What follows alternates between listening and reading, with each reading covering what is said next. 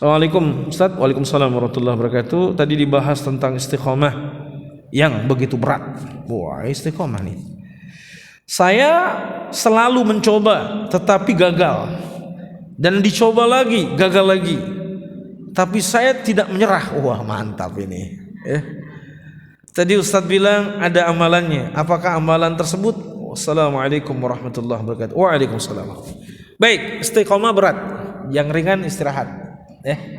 Bagaimana cara istiqomah? Pertama, doa sama Allah supaya Allah memberikan keistiqomahan dalam hati kita.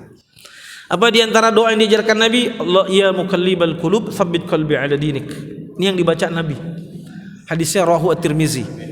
Wahai zat yang membolak-balikan hati, tetapkan hati kami dalam agamamu. Wa ya musarrifal qulub, ya, wahai zat yang memalingkan hati manusia, sarrif qulubana ala ta'atik, maka palingkan hati kami untuk tetap berada dalam taat kepadamu. Ini doanya. Ya, baca doa ini. Ya muqallibal qulub tsabbit qalbi ala dinik, ya.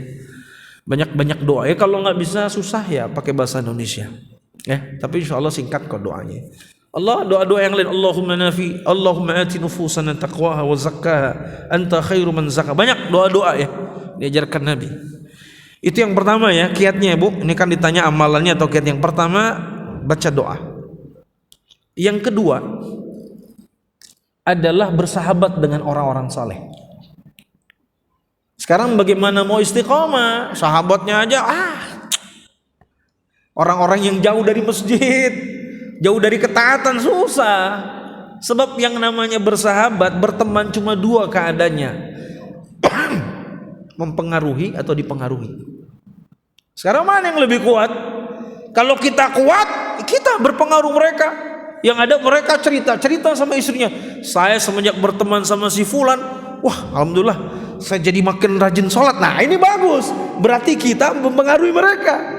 Cuma yang repotnya yang kita dipengaruhi. Dulu saya rajin sholat, semenjak berteman sama mereka, aduh sudah males-malesan. Nah ini jangan. Makanya mulazamah bisuhbatus salihin, bermulazamah dengan sahabat-sahabat yang saleh. Ini penting. Yang kedua ya, amalan yang kedua, cari teman-teman yang saleh, yang baik. Bertemanlah dengan mereka. Termasuk apa? Ahlul masjid. Mereka yang sering ke masjid, berjamaah di masjid, taklim di masjid. Nah, ini teman-teman, cocok jadi teman. Kenapa? Karena orang kalau senantiasa ngumpul di masjid, insya Allah omongannya terjaga, nggak ngaco-ngaco. Paling bapak-bapak yang selalu di masjid, paling cuma kalau rada-rada tanda petik ngaco nih, tanda petik yang ngaconya, paling juga sekali-sekali iseng coba ngomongin poligami ya Pak. Itu doang. Itu juga habis itu, udah aki-aki katanya. Ya kan ngomong doang saya. Habis itu ngomongin yang lain lagi. Kalau ibu-ibu saya nggak tahu, karena bukan di dunia saya kan. Di dunia maya ibu-ibu ini, ya kan bapak-bapak paling gitu ya. Iya. Bapak-bapak nih lagi itikaf nih, lagi ngumpul. Udah habis nih bahan materi yang diomongin, paling ada yang nyerempet ke situ. Nyerempet doang, balik lagi. Itu aja sih. Ya kan? Selebihnya ngomong kebaikan. Ya, ngomongkan yang tadi dibahas Ustaz, diceritakan, coba dibahas, ya. Selebihnya baca Quran lagi, ya kan? Apalagi sholat lagi kan gitu ya kalau itikaf ya. Ya kan ngumpul semua tuh. Ngumpul kan selama 10 hari kan. Enak gitu kan? Bersahabat dengan orang-orang saleh, ahlul masjid. Yang ketiga, nah kalau tadi bersahabatnya, yang ketiga selalu pastikan hati kita itu terpaut dengan masjid. Terutama bagi bapak-bapak. Ibu-ibu juga boleh, ya sekalipun sholat di rumah lebih baik ya. Tapi terpaut dengan masjid kan nggak harus selalu sholat berjamaah ya. Artinya apa? Kalau ada taklim, ada pengajian, ada kegiatan di masjid. Ini penting. Kenapa? Karena dalam satu hadis Nabi bersabda, sab'atun yudhilluhumullahu fi dhillihi yauma la dhilla illa dhilluhu. Nanti di yaumul mahsyar itu ada 7 golongan yang dilindungi oleh Allah Subhanahu wa taala di yaumul mahsyar. Ya, ada 7 golongan. Nah, salah satu golongannya itu Nabi sebut, warajulun qalbuhu mu'allaqun fil masajid. Orang yang hatinya senantiasa terpaut dengan masjid. Jam 11, setengah 12 dia udah bilang, bentar lagi zuhur, papa mau ke masjid dulu ya. Gitu kan? Nah, lagi safar, dia lagi naik mobil pulang kampung, udah jam 3 bilang sama anak-anaknya, kita cari rest area dulu yang ada masjidnya ya. sebentar lagi asar. Hatinya selalu terpaut dengan masjid. Ya. Istrinya juga begitu, ngingetin, Pak, ayo udah jam 3 masjid. Ya. Begitu kan?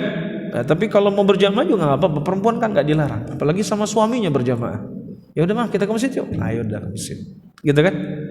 Nah, jadi ini. Yang keempat, bagaimana agar istiqomah? Yang keempat adalah dengan melakukan ragam amal saleh supaya nggak bosan. Sholat aja bagus, tapi jiwa kita ini kan kadang bosan dengan satu kegiatan.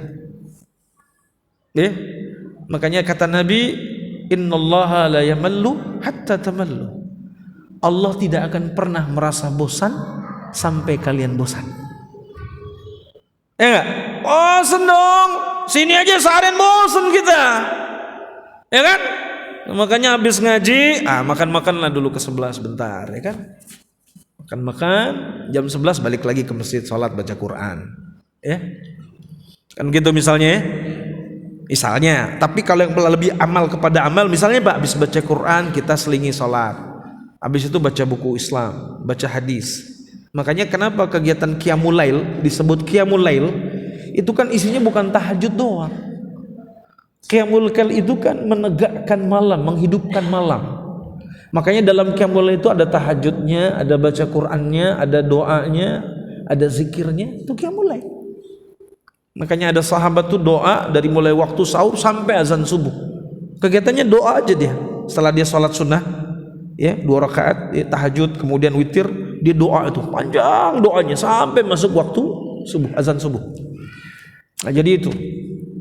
Ya, oleh karena dalam sebuah hadis Nabi pernah nanya sama sahabat. Ini lagi ngumpul begini para sahabat, Nabi tanya kepada para sahabat ketika itu, man asbaha minkumul yawma sha'iman. Siapa yang hari ini lagi puasa sunnah? Kata Abu Bakar, saya Rasulullah. Terus Nabi tanya lagi, siapa yang hari ini lagi sudah memberikan makan orang-orang miskin? Abu Bakar bilang, ana ya Rasulullah. Wah, itu ada yang pesan Shopee. Ya. Kemudian yang ketiga ada namanya lagi Nabi, siapa yang hari ini sudah mengantarkan jenazah? Menjenguk orang sakit. Lagi-lagi sahabat Abu Bakar menjawab, ana ya Rasulullah. Nabi tanya dengan pertanyaan keempat, siapa yang hari ini sudah mengantarkan jenazah? Lagi-lagi sahabat Abu Bakar menjawab, ana ya Rasulullah. Ini menunjukkan bahwa sahabat Abu Bakar itu sangat responsif dia. Ana. Apalagi Nabi yang nanya, nggak boleh Nabi nanya nggak dijawab, ya kan? Kalau emang pertanyaan Nabi bisa dijawab, ada yang melakukan, jawab ana. Ya, karena termasuk dalam kategori pertanyaan Rasulullah, panggilan Rasulullah itu wajib untuk dipenuhi. Ya, istajibu lillahi walir rasuli, ya. Sambutlah seruan Allah dan Rasulnya apabila mereka memanggil, menyeru. Apa kata Nabi? Ya, majtama'na fi imrihin illa dakhalal jannah. Tidaklah keempat hal itu berkumpul pada diri seorang muslim illa dakhalal jannah, melainkan Allah masukkan dirinya ke dalam surga. Nah pertanyaannya, nyambung gak sih puasa sunnah mengantarkan jenazah? Gak ada hubungan kan? Puasa loh, puasa sunnah itu puasa, gak ada hubungannya mengantarkan jenazah. Ini amal yang berbeda. Yang ada kalau puasa itu amalnya apa? Menjaga diri dari hal-hal yang membatalkan, ya, dan menjaga diri dari hal-hal yang bisa merusak puasa. Itu dia kan? Kemudian apa? Melakukan hal-hal yang disunahkan. Dari mulai mengakhirkan sahur, menyegerakan buka, gitu kan? Itu. Tapi mengantarkan jenazah, nggak ada kan hubungannya mengantarkan jenazah dengan memberi makan orang miskin. Jadi keempat hal ini, amal ini. Makanya kita juga begitu, baca Quran ya banyak, jangan lupa salat sunnah. Imam Ahmad dalam satu riwayat itu salat sunnah setiap hari rata-rata 200 rakaat. Imam Ahmad bin Hanbal. Imam Ahmad dalam satu riwayat sampai 12 sampai kurang lebih 200 rakaat. Salat sunnahnya banyak. Tapi di sela-sela itu apa? Beliau mengajarkan hadis. Di sela-sela itu apa? Beliau menghafal Al-Quran, membaca Al-Quran. Oh banyak kegiatannya. Makanya orang-orang dulu itu sedikit tidurnya. Kalau kita sedikit-dikit tidur. Itu bedanya ya.